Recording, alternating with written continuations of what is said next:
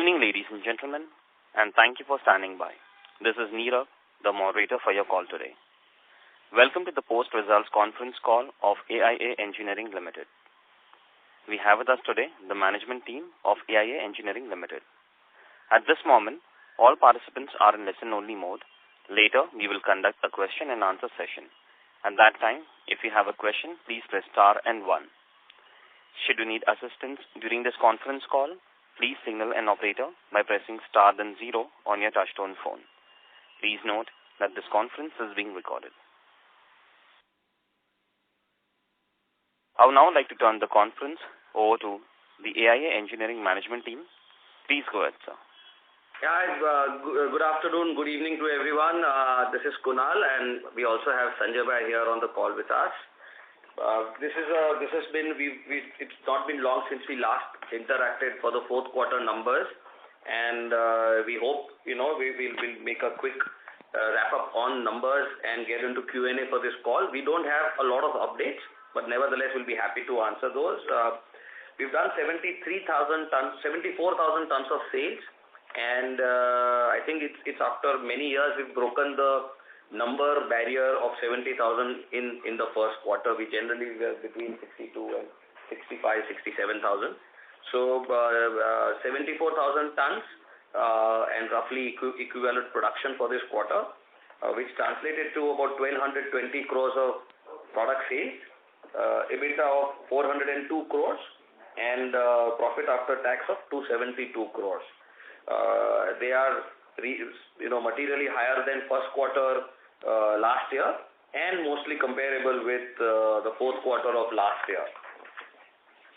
From an other income standpoint, we've done 19 crores of operational other income, which is largely incentives for export. Our other income, most of it which comes from treasury, that's about 56 crores, and that compares to about 4,800 crores fourth quarter end of March. There's a small exchange gain, about 2.86 crores, for a total other income of 59.51 crores. Total other income, non-operational other income, and 19.29 of operational other income. Our treasury net cash is about 2750 crores, and with an average yield of above 7% on that total corpus, and which is where there is some M2M loss we had in the first quarter last year, and of course a smaller corpus, and which is where there is a much smaller treasury income in the first quarter of last year when you look at it sequentially. Moving on, our working capital days are around 100 and significantly materially lower rather than 118, 120 days that we had for a long period. And some part of that coming from the reduction in overall stock that we are carrying, finished goods, all earmarked for a customer, but on account of supply chain easing up, there is some amount of respite that we have over there. So I think the peak finished good stock that we had was about 1,000 crores plus, which is about 890 crores now. So there's a 100 crore reduction in just on that account. Raw material is largely at about 30 days. So total 100-day working capital cycle. Broadly 74,000 tons. We've got 53,000 tons coming from mining, and the balance about 20,000 tons. 21,000 tons coming from non-mining, which is cement, and some amount of thermal power in India. Our order book continues upward of 600 crores, and we've reported some amount of foreign exchange contracts. But as you all know, the spread has reduced, the premium on foreign exchange derivatives has reduced as the interest rate differentials reduce. So, and that's also reflected in a smaller foreign currency coverage open from here on. Some notable things that probably we would share. One is on the capex side. We discussed about 510 crores of capex for 2 years, which included 200 crores of overall older ODHUB cluster restructuring, which is creation of warehouse space, creating some pattern storage and related infrastructure, restructuring some old plants, and some debottlenecking. We will see about 20,000 tons of additional non-grinding media capacity that will come up with that. So there was 200 crores on that account, 250 crores on the grinding media work that we are doing, which will take the 80,000 ton grinding media plant, and which is expected to come up by end of next year. And another 60 crores plus on captive renewable power generation. Of that about 510 for next, between 24 and 25, we've done about 63 crores in the first quarter, towards all these three line items.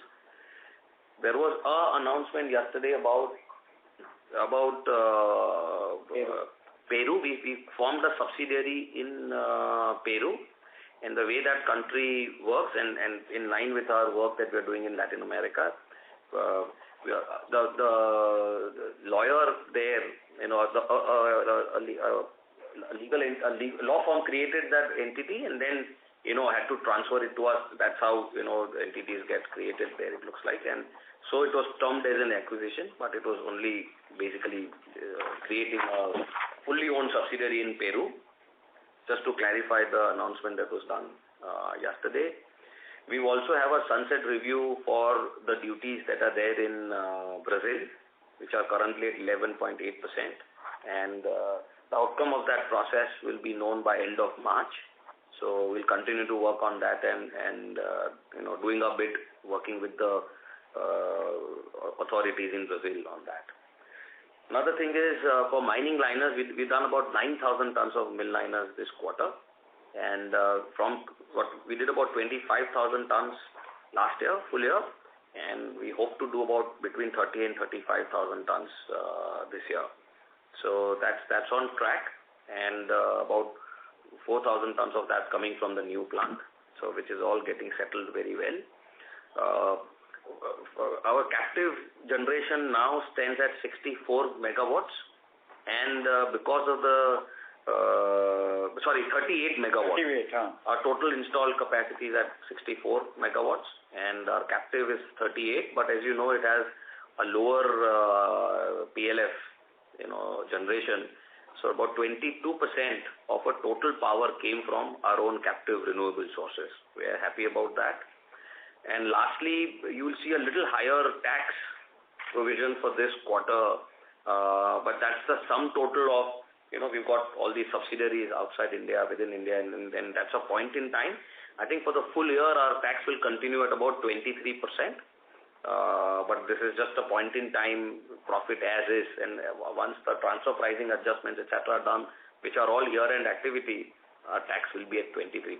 So there is no other reason for the higher tax. The tax is at 27%, 26.7%, I think. But this quarter, but it will normalize to 23 for the full year.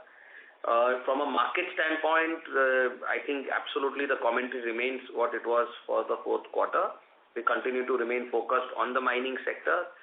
Metals that we are focused on, which is copper and gold, remain to be metals of interest for the world in terms of its end use.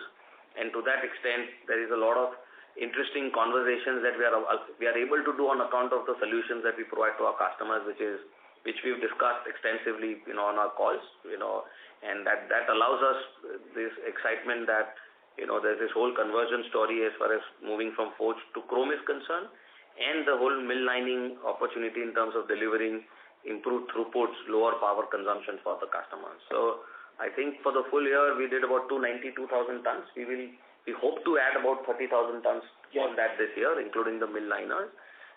We may do a little more or a little less, and we'll keep, sharpening that as we go forward. With that having said, we'll have Sanjay Bhai share his inputs, and then we can go on. Thank you very much, Kunal. So good evening, everyone, and yes, business as usual.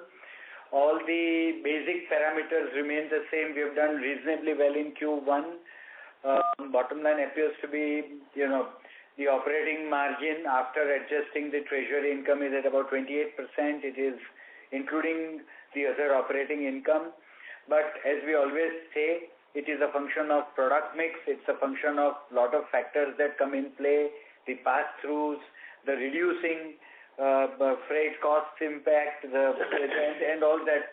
So I think we are doing pretty good, and as Kunal explained, the capex plans are absolutely on track, and the efforts for conversion is going with full force, and we are hopeful of continuing traction on an annualized basis. We believe that we should keep on growing the way we have been anticipating.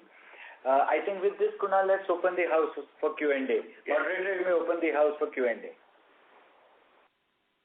Thank you very much. Ladies and gentlemen, we will now begin the question and answer session.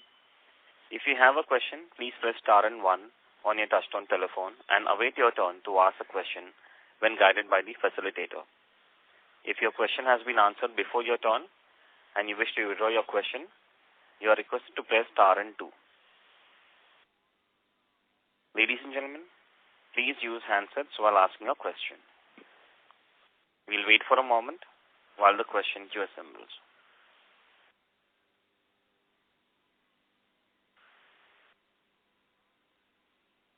The first question is from the line of Akash Bhavsar from Equirus Group. Please go ahead.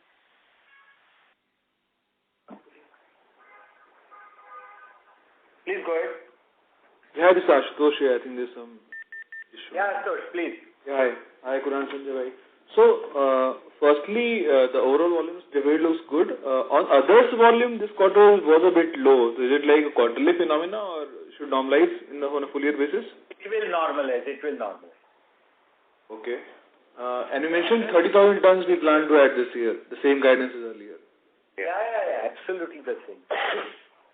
Okay.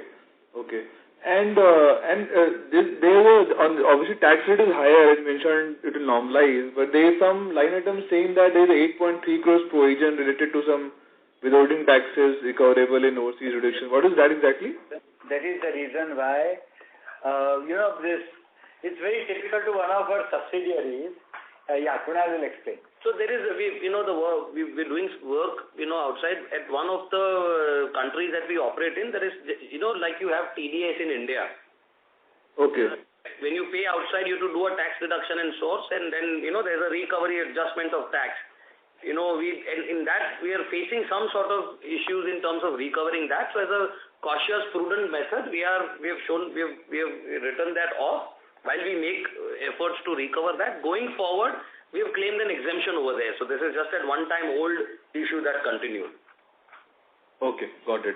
And lastly, as an outlook, obviously we have this guidance of adding volumes, and we have put up the subsidiary in Peru. How is South America as a market looking for us? What we have done and how do you see it going ahead? So of course we remain extremely bullish on North America, Latin America. Peru is extremely critical for us. We are strengthening our presence there, and this subsidiary formation is an effort to have a more direct presence in this critical market. So it's an ongoing process, And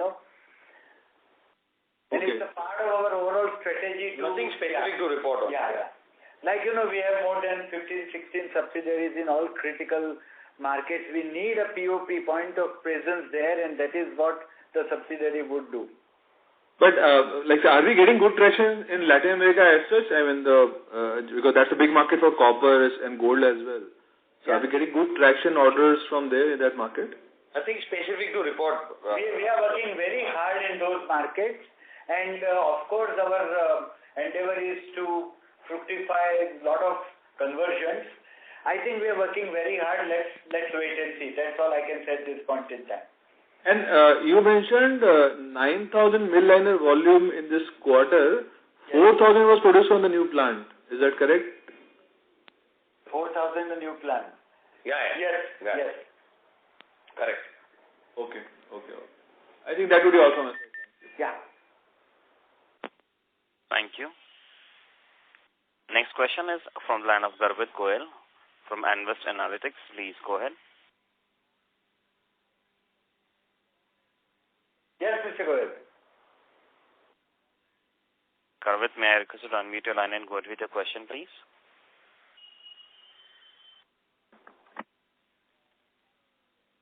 Due to no response, we move on to the next participant. Next question is from the line of Dhananjay from ASK Investment Managers. Please go ahead. Hi, sir. Congratulations. Good set of numbers. Wanted to ask regarding OP per ton. Anand, your voice is not coming clearly. Can you please speak a little louder? Can you hear me now? Yeah. Yes. Yes. So our OP per ton has increased sharply because of the reduction in freight costs. Is that something which we see stabilizing? Would this be something similar going ahead, or would we have to pass this on back to customers? How would that play out? Freight is like our other raw material cost is conceptually a pass-through. There is a timing difference, but freight rates are going down. That will be a pass-through. Okay, so then any guidance of what OP per ton would be then a fair estimate for the year, considering because 46,000 is significantly much higher than. We don't have a fixed price. It's not an absolute number, no, because it will depend on the selling price. Selling price is a function of, because we are guiding in terms of margin, operating margin, which is a percent. 2022 is a directional guidance that we're giving as far as margin. We've done better, but that's, I think, we'll not be able to split here and say how much. Now, as far as the average realization is concerned, it will fall in line with raw material and freight, but there's also a product mix angle at it. So it's very difficult to give a guidance whether it will be 150 or 140 or will it stay at 160. But, if raw material remains at current levels, it should be around 150. I mean, broadly, that's where it should stay. Little more, perhaps. But, yeah, as Kunal said, a lot of factors that play. But currently, this quarter, we've done about 165 average realization. It should hover in that range, plus minus 5% or something of that sort. Sure. As the other volumes, any reason why there was a decline year-on-year, considering, let's say, cement volume? It's just a function of a quarterly typical requirement of a given set of customers. You should not read more into it. Okay, fine. Sure. Thank you. Thank you. Thank you. Next question is from the line of Bhumika Nair from DAM Capital Advisors. Please go ahead. Yes, sir. Good evening, sir, and a good set of numbers. Thanks. Yes, sir. So just, I know we don't talk much about percentage margins, but we've seen a very strong margin profile in this quarter, while, realizations are broadly held on. So is that kind of got to do with the lag in pass-through of the lower prices, etc., for this quarter of raw material, freight, etc.? So, Bhumika, there are 2-3 reasons which are coming in play. One very important factor is product mix. So, if the product mix is more tilted towards bigger or larger castings, then definitely the margin profile will improve. There is also an effect of, how do you put it, the freight cost going down, etc., and then there will be some lag with which it will be passed. A much better way of looking at us is, it should normalize and stabilize in the range of 22-23% or 24% and thereabouts on an annual average basis. Some quarter may look to be very good. I'm not saying that this is not sustainable over a longer period. All I'm saying is quarterly trends cannot reflect the annual trends. That's all. Got it. Sir, the other thing is obviously we are seeing a lot of traction in terms of volumes, which is where you also guided roughly a 40,000 tons of incremental volumes for 25 to 30 is what we are talking about. Our endeavor will be, of course, a little higher, but let's see. So, where are we seeing traction? Where are we progressing? How many new clients are we seeing? A little, whatever way you can give some color. In terms of where, what kind of volumes are under trials, which can possibly kind of go up, etc. Plus, also on if you can give some color on EMS, how is that kind of progressing? Okay, Bhumika. There are a couple of things that we will definitely see. We will not give you client-wise details. It is not our policy.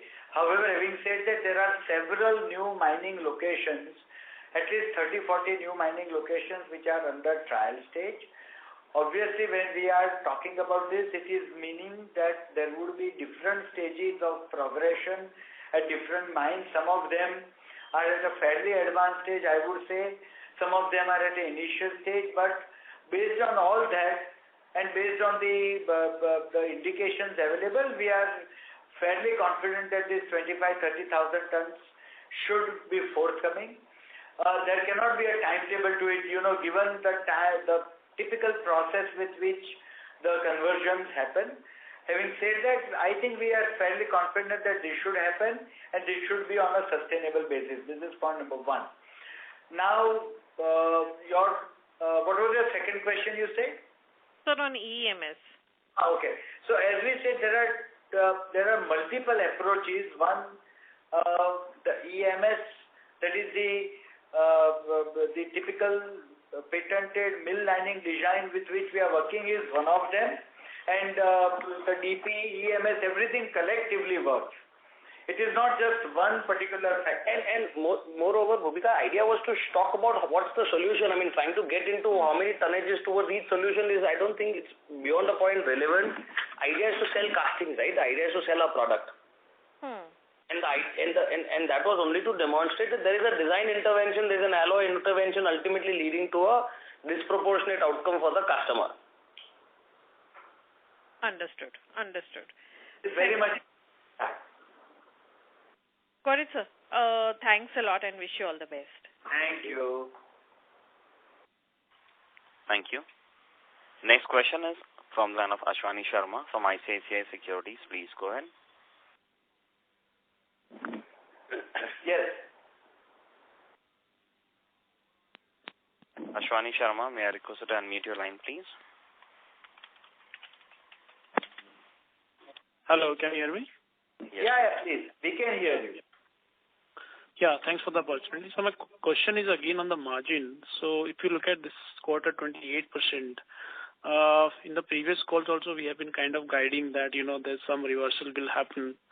So at what point in time, maybe in next quarter or quarter after that, if you can give some, indication that it will normalize to 22-23%, which is in line with your guidance. So how do we see this, sir, your margin profile going ahead?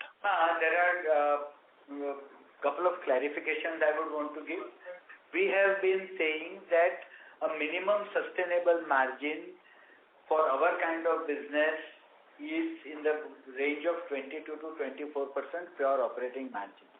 We have also always maintained that our endeavor will be to improve the margins.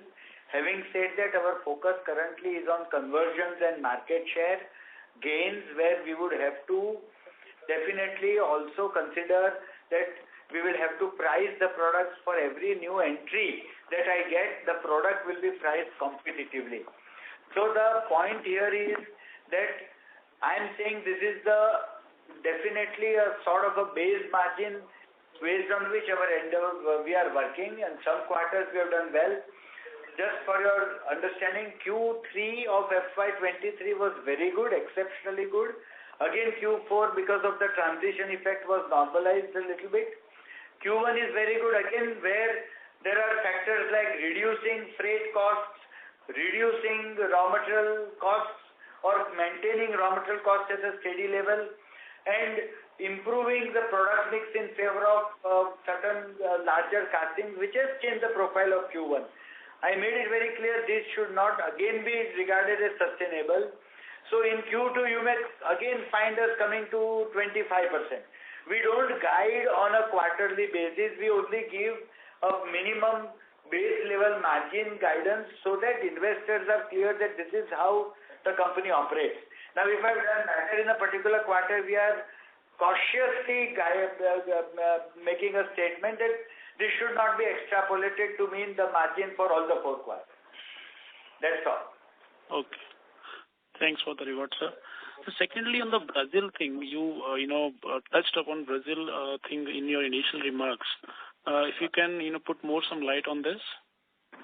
So the duties were applied for 5 years, and that period ended. So there is a review that happens in which they will reassess, what sort of duty to apply, and that's a little bit of a collaborative process. So there is a where we are required to submit information on all that we are doing, our costs, etc. So we are engaging with the department that runs this process. It is a routine process. It's a routine process, and we'll be able to know what the new duty would be from 11.8. What will it change to? That whole process, at the end of it will get determined, which will be by end of March.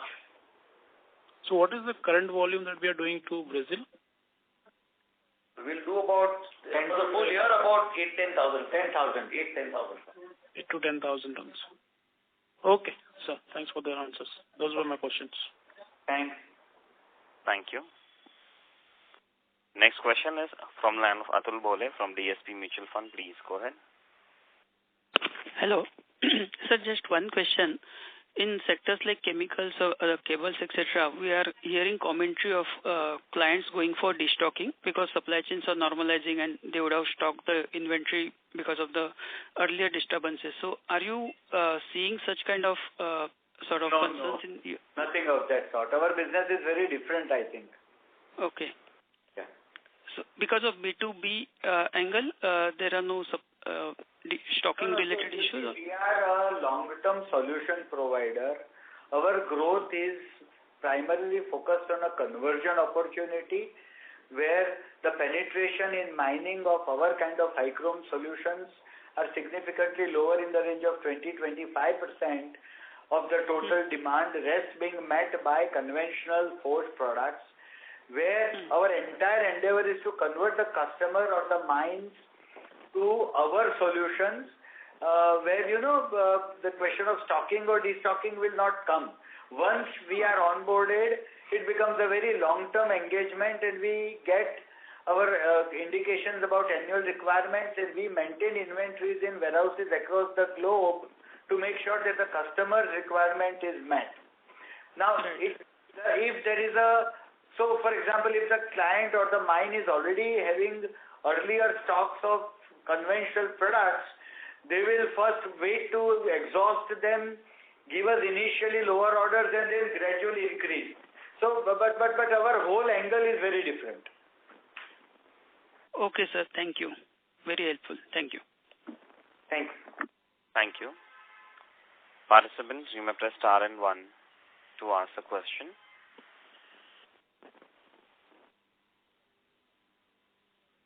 Next question is from the line of Garvit Goyal from Invest Analytics. Please go ahead. Yes. Hello. Am I audible, sir? Yeah. So my first question is on the total industry size as of today for grinding media balls, and how much of it belongs to high chrome grinding balls? So again, this industry, you have to dissect. I would just very quickly... Garvit, sorry to interrupt you. Sir, sorry to interrupt you. Garvit, can you mute your line, please? There's a bit of disturbance from your background. Yes, sir, you may continue, please. So, if you look at mining, we are talking of a replacement opportunity of 2.5 to 3 million tons. An addressable opportunity for the ore types that we are focused on is anywhere in the range of 1.5 to 2 million tons. Penetration of high chrome between us and our competition is in the range of 400 to 500,000 tons. And that is where that conversion opportunity we are working on. In cement, it is close to about 300,000 tons. And it is I would say, entirely serviced by, it is converted into high chrome use, so that cement industry is more or less flat for us. Understood, sir. And sir, how fast this penetration is going to be? We are guiding for only 10 to 12% volume growth, which seems a little bit conservative if you look at your factors that you are talking about, like migration thing and industry growth and the capex we are undertaking, etc. So, what is stopping us to have 20-25% kind of growth if our product is so good for our customers, and considering the growth considering the growing metal demand at the global level, sir? You see, there are multiple factors that come to the play. All the mines, they have their own sets of compulsions. Mine manager, who is at the ground level, he operates with a limited budget. We were talking of a fundamental shift for which we are focused. Again, the process is very long. You have to go, you have to take trials, you have to convince the mine that this is workable for them. So you work on the chrome advantage as a cost saving factor, then you work on the down process advantages that our solutions offer. You also work on the mill lining typical solutions. After all this, it takes 1 or 2 years for us to convert every customer. Even then, after taking all the benefits, they have their own internal compulsions. So all these processes it is a very, very painstakingly minute micro-level process which takes its own time. And therefore, the conversion process itself is very slow, and therefore we are always conservative in guidance, and we are taking the target rates of conversion. So it's fairly complicated. It's not like, you set up an automobile robotic line and you start producing. It's much more complicated than that, and that's why it takes time. That's good, sir. And sir, going ahead, if we see our June quarter is lower as compared to other three. So is that correct understanding that we will have improvement Q1Q from here? And can we assume we should witness 20% kind of Y-on-Y top line growth this year? Sir, we are very clear that our quarterly trends should not be looked into as, so for example, if I have done 74,000 tons, it doesn't mean I will do 74,000 tons only as an extrapolation. What happens is that as we convert, and there could be therefore quarters where we are flat, quarters where you will see a decent volume growth. So I would say that an overall volume growth of about 15% is what we have guided this year. It's about 25 to 30,000 tons. It need not come on a quarterly basis. It is not a sum total divided into 4. And I can't even say that what will be Q2 and what will be Q3. Right, sir. And the last one is, sir, you mentioned 7% yield on the treasury balances. So, sir, this is too low, which is lowering our overall ROC as well. So, why are we not considering rewarding the shareholders in terms of buyback and all, sir? Sir, you see what is happening. The market is very big. We are working on several opportunities. We want to conserve our cash till such time that we reach internal targeted level of penetration, because we might come across any growth opportunity. We will need working capital. We are aggressively going on cash also, capex also. So currently we are working as per the board guidelines of about 20% distribution. I think going forward, we are very consciously reviewing it every quarter, every 6 months, and we will take a considered call going forward. But we think that shareholder reward also will come in the form of a growth, and that is what we are targeted upon. Understood, sir. That's all from my side, sir. All the best.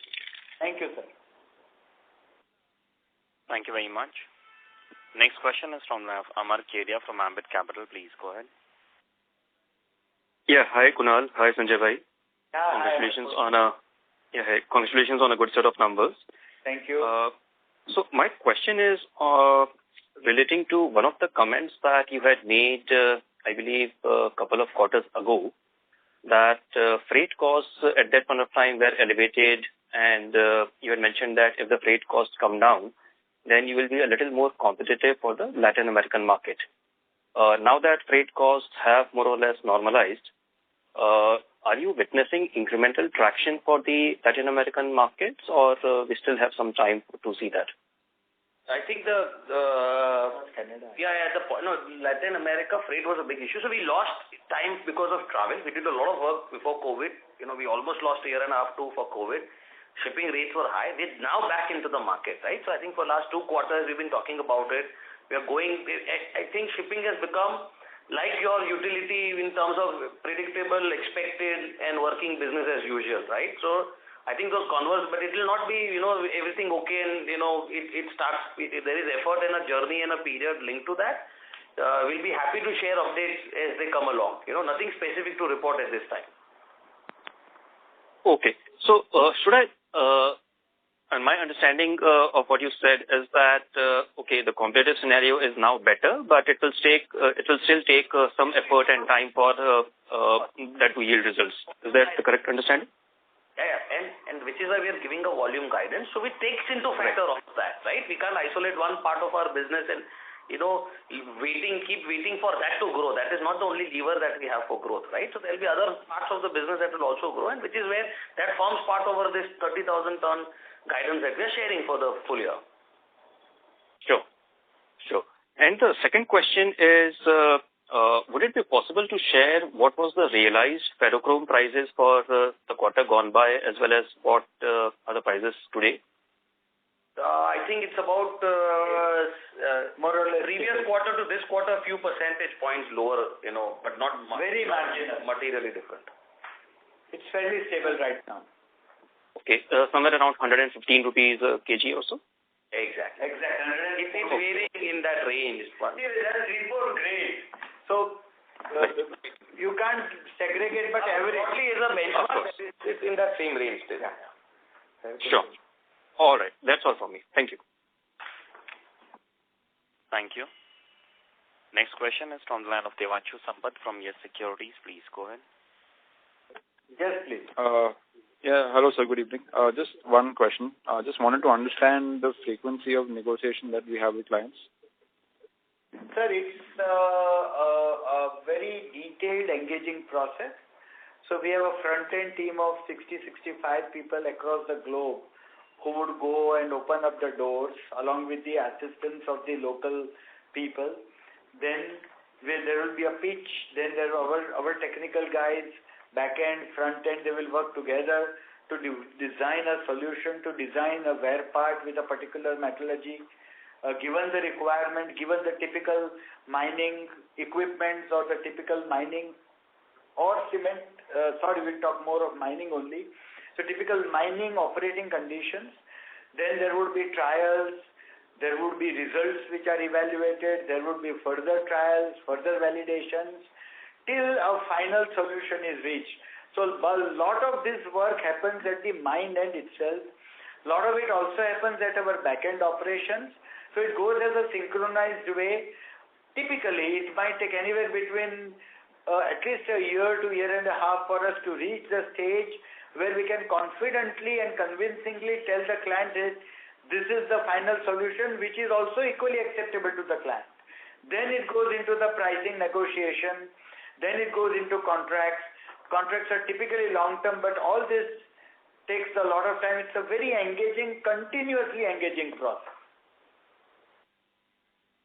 Okay, so answer. This is, you are referring to for new clients, right, over here. I'm just asking in terms of somebody who's already there, as and when the realization is there would slowly and gradually, that would also, as and when they need some service, some input, some technical issues, then our engineers go. Otherwise, for an ongoing client, that engagement, it continues through annual indication of the quantity that they would require year over year.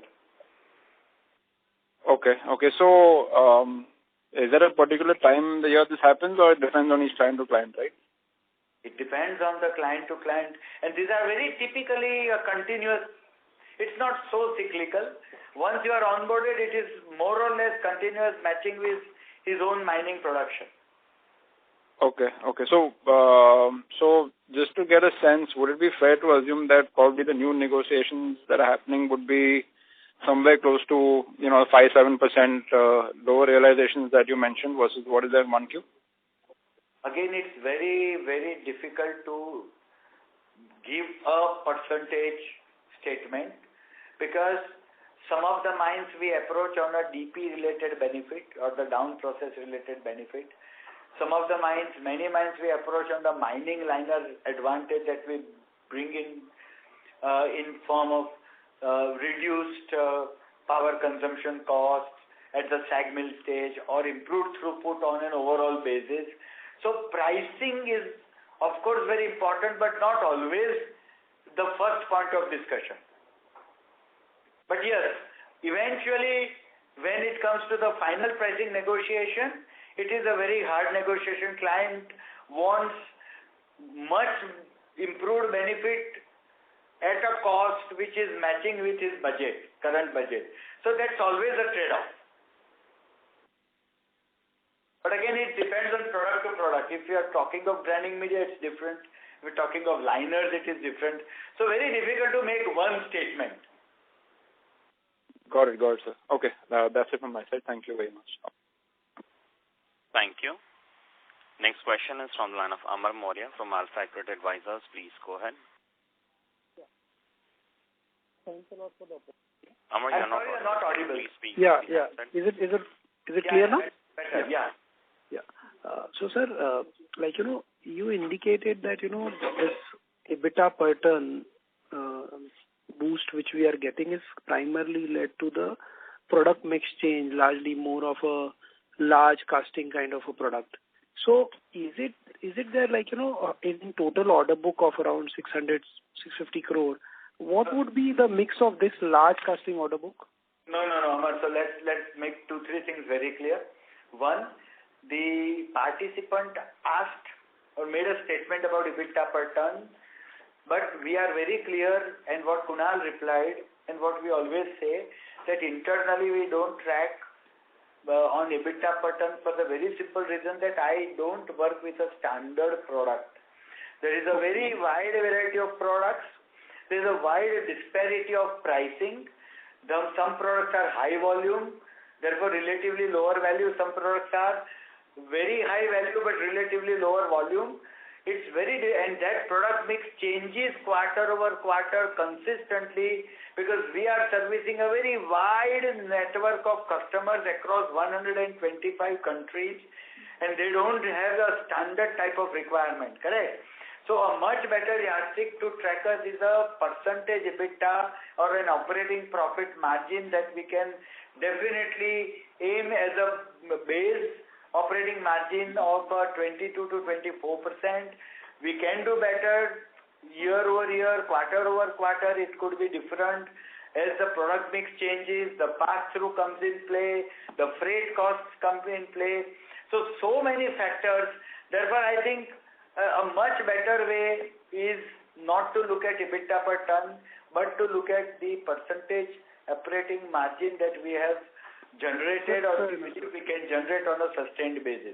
So, but then, even if I look percentage EBITDA per ton, like, what we all are trying to understand is basically, every analyst has gone wrong from last 4 quarters. Basically everybody is assuming 23-24% and you are basically beating the numbers.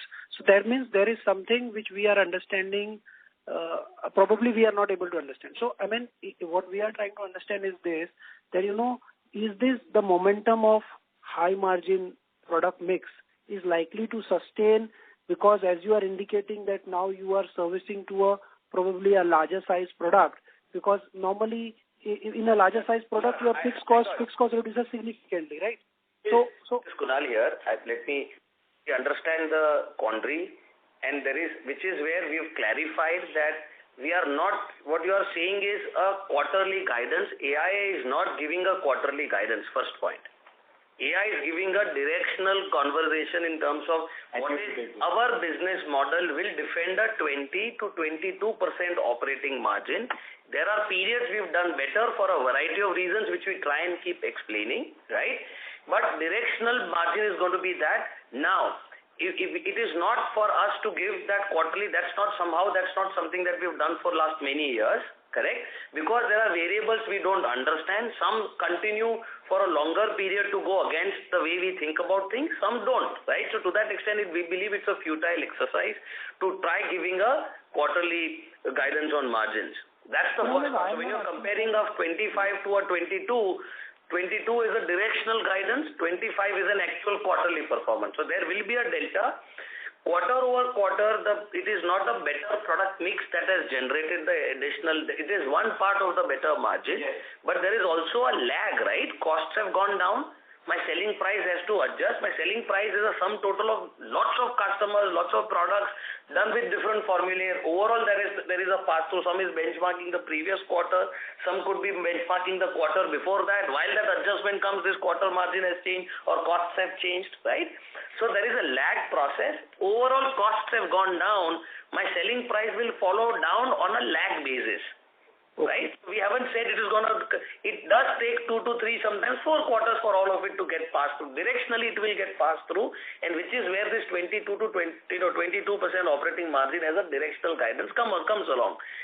Pura hone ke baad, while all that pass through happens, something else may change, right? So that is real life where, the directional guidance only means so much because real factors come in and, do the adjustment. So that's where we are with the margin answer. So normally the lag of pricing pass through takes, are you saying that 4 to 5 quarters to percolate into the 2 to 3 quarters. Generally it takes 2 to 3 quarters. Okay.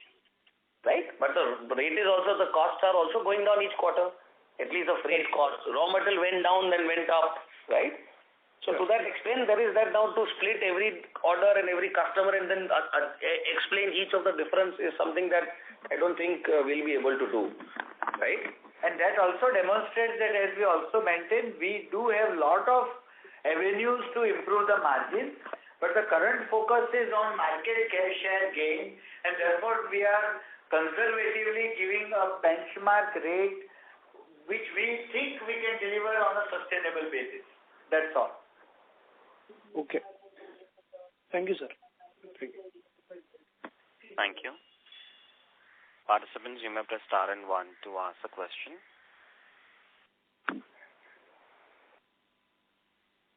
I think we can take any other questions offline. Monitor, we can probably get done with the call. Yeah?